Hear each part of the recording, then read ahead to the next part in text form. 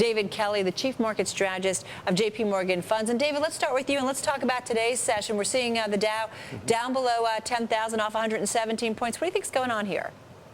Well, I think it's buy the rumor, sell the fact. It has been a very good earnings season, but it's hard to see how there can be much more positive surprise in the earnings season than there is already. About 80% of the companies are beating estimates, so you're going to do better than that? Probably not. So I think that's taking a little bit of momentum out of the market, but fundamentally the story's still pretty good. And you think we're still going to move higher from here, David? Yeah, I mean, I certainly think so over the next few years, hopefully over the next few months. But we're seeing a clear revival both in the global economy and in earnings in the United States. And that should be positive for stocks. So I think we should move higher. Dave, what about those folks out there who say, you know, there's going to be a new normal? We hear that an awful lot. Do you not buy that? I don't buy their numbers. I mean, I do think that as we come out of this recession, we will see a slower rebound than we normally would. But what people don't realize is that we've had two big recessions in the last 50 years, the recession of 1975 and the recession of 82 before this one. The average GDP growth in the first year following those recessions was 7%. I mean, even from the average recession, the average growth is 5%. I think we'll do about 4% over the next year, so I think I'm being conservative. But 2%, I absolutely don't buy. What happens, though, then after that initial surge? Then what? If you're saying maybe 4% next year, then what happens?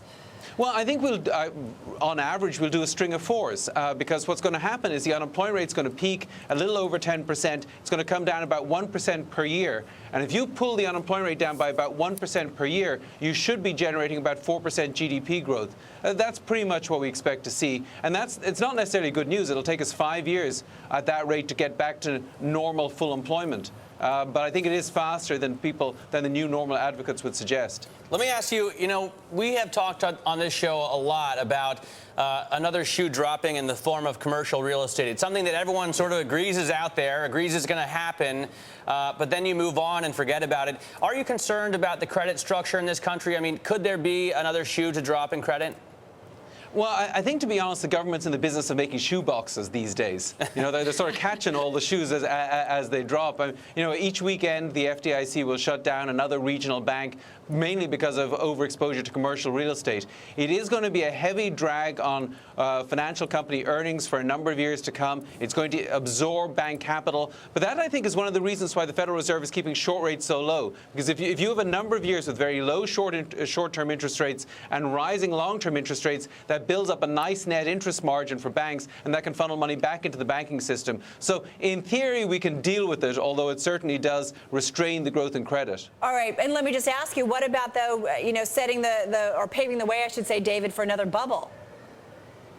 Well, you know, you're not going to cause a forest fire in a downpour. I mean, in this kind of soggy economy, you're not going to cause a bubble in stocks. You're not going to cause a bubble in real estate. But we are seeing some little bubbles. There's a bubble in treasuries, for example, right now, I believe. You know, we also look at the commodity market and see some bubbly stuff there too. So I think there is the potential that all this liquidity causes some bubbles, but we don't think it's going to cause a bubble in real estate. We don't think it's going to cause a bubble in the stock market. So you just got to look where the bubbles are going to be.